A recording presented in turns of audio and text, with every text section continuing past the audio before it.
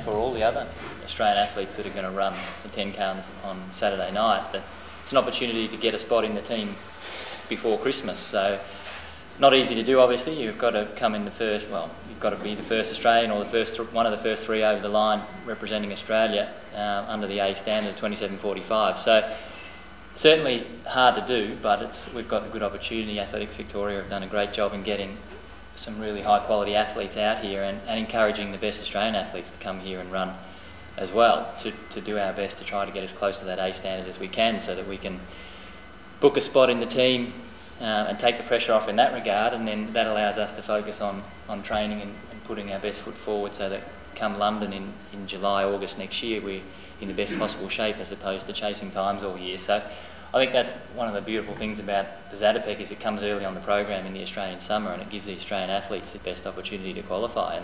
And for me, I'm going to do my best to try to get the A on Saturday. Whether or not I consider running it in London is something I'll decide later on, but for me it's the first of a couple of opportunities over the summer here in Australia to run well and to put a mark on the board. In an altitude house at the AIS, how's that gone?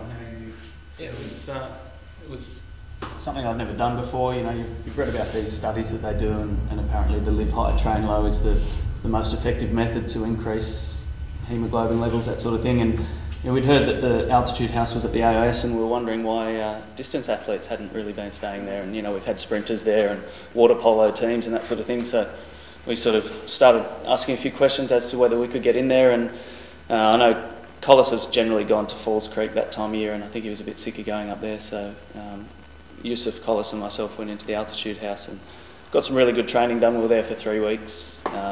You've got the benefit of being able to train at sea level, so you can get some good intensity in your sessions. So I think it's gone quite well, and we had a few blood tests along the way which showed some good improvements. So hopefully that translates to a fast time on Saturday night.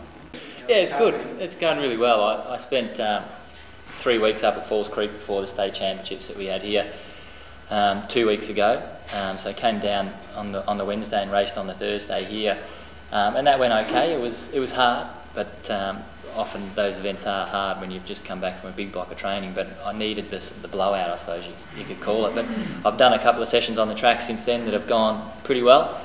So I'm fit and I'm healthy, which is always good, and it's been a change for me, I suppose, for the last couple of years. But I'm looking forward to getting back out on the Saturday night and racing in a high quality field and getting in with half a dozen other blokes that want to get the same out of the race that I do, and that's a good hard race, and try to run a fast time here in Australia.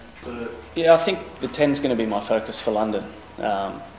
So Saturday night would be, as Craig says, it'd be great to wrap that up, have yourself in the team before Christmas, and really being able to focus on what you need to do to be running well in August. But I will also try to qualify for the 5K. The 10K's up first on the 4th of August. It's a straight final. It's an evening race. All things that I like, and I seem to run well. And then if I make the 5 as well, anything that happens there is just a bonus. So yeah, the 10's my focus for this season. And the 10,000 metres is your main event? Yeah, I'm favourite for 10,000 meters on the track and also on the road. But on the track, I'm favourite for 10,000 meters. But you also have a good speed at 5,000 metres, and I think in New York 2 years ago you out-sprinted Bernard Lagat at the end of the 5,000 metres to beat him. Yeah, sure.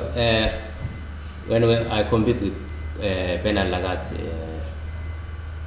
in New York City, it was favourite time for me to beat Lagat, someone who likes sprinter, running 1,500 meters and come for 5,000 too.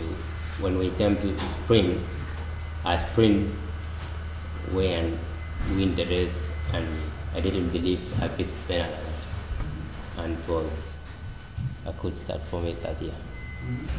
Your 26.51 in Brussels this year was your very first 10K.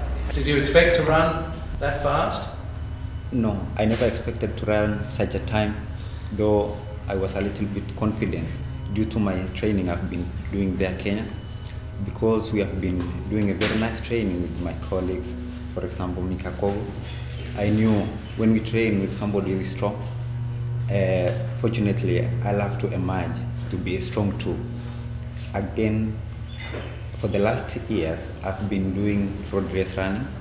So in track, it was my first time. So I had to do more work, like training hard, focusing track. As you know, in track, it needs a lot of speed. Somebody who has experience. For me, I've been doing less inside of speed work because road running is a little bit different with track.